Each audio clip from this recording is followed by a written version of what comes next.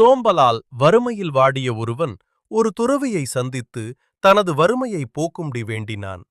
அவனது சோம்பலை உணர்ந்த அந்த துறவி அவனுக்கு அதை உணர்த்த ஒரு கதையை கூறினார். ஒரு மரங்கொத்தி பறவை தன் கூரிய அலகால் டொக் டொக்கென்று மரத்தை கொத்திக்கொண்டே அந்த மரத்தின் மேல் தாவி தாவி ஏறியது.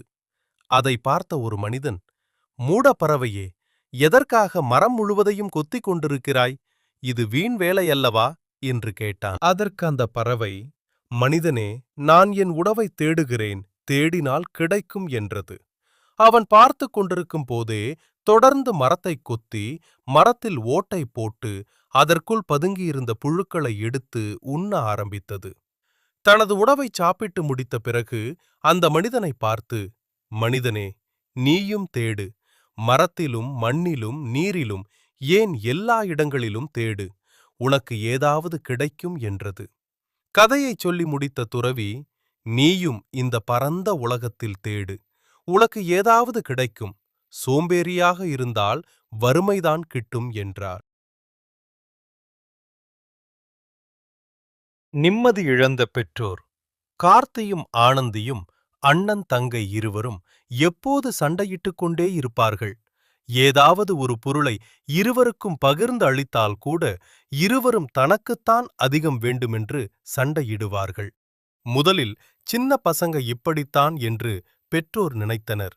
ஆனால் இந்த குணம் நாளுக்கு நாள் அதிகமாகி பிடிவாதமாக மாறியது. பொறுத்து பார்த்த குழந்தைகளின் அப்பா ஆனந்தியையும் கார்த்தியையும் நையப் புடைத்தார். அப்படியும் குழந்தைகள் இருவரும் திருந்தவில்லை. அம்மாவுக்கு ஒரு நல்ல யோசனை தோன்றியது. அதன்படி தன் கணவனை அழைத்து, குழந்தைகளை அடித்து உதைத்தால் மூர்க்க குணம்தான் வரும் என்றாள். மேலும் குழந்தைகளை காட்டில் இருக்கும் துறவியிடம் அழைத்துச் சென்று அவரிடம் இப்பிரச்சனைக்கு தீர்வு காணலாம் என்றாள். ஆனால் அப்பாவுக்கு இந்த யோசனை முழு திருப்தியை தரவில்லை. அடித்து உதைத்தே திருந்தாத பிள்ளைகள் ஒரு சாது சொல்லியா தன்னை மாற்றிக்கொள்ளப் போகிறார்கள்? என்றாலும் தன் மனைவியின் வற்புறுத்தலுக்காக துறவியை சந்திக்க தனியாக புறப்பட்டார். காட்டில் துறவியை சந்தித்த அப்பா தன் பிரச்சனையை கூறினார்.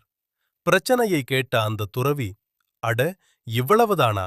ரொம்ப சுலபமாக அவர்களை திருத்திவிடலாம் என்றார்.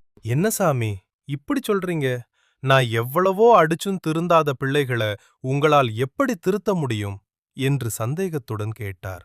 உடனே துறவி, உன்னைப் போலவே நிறைய பேர் இப்படித்தான் தவறாக நினைத்துக் கொண்டிருக்கிறார்கள். சரி, நான் சொன்னபடி உன் குழந்தைகளை என்னிடம் அனுப்பிவை என்றார். குழப்பத்துடன் வீடு வந்து சேர்ந்த அப்பா தன் மனைவியிடம் நடந்ததை கூறினார். அதை கேட்ட மனைவி, நீங்க ஒன்றும் குழப்பிக்காதீர்கள், அந்த சாமியார் சொன்னபடி நம்ம குழந்தைகளை அனுப்புவோம் என்றாள்.